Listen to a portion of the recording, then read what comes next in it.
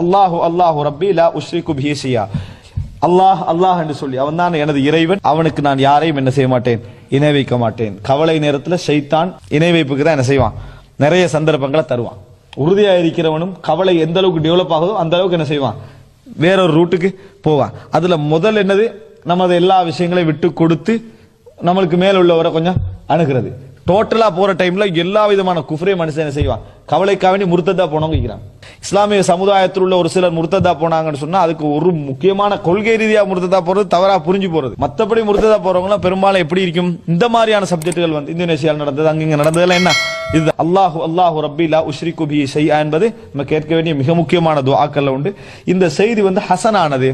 ஆனால் அதுல தனித்தனியான அறிவிப்பால் வரிசைகள்ல பலகீனங்கள், சின்ன சின்ன பலகீனங்கள் இருக்குது. ஆனா அதெல்லாம் சரி, இது வந்து இப்னு அப்பாஸ் ரலியல்லாஹு அன்ஹு அவர்கள் வழியாக வருது, ஆயிஷா ரலியல்லாஹு அன்ஹா வழியாக வருது, அஸ்மா பின்த் உமைஸ் ரலியல்லாஹு அன்ஹா வழியாக வருது.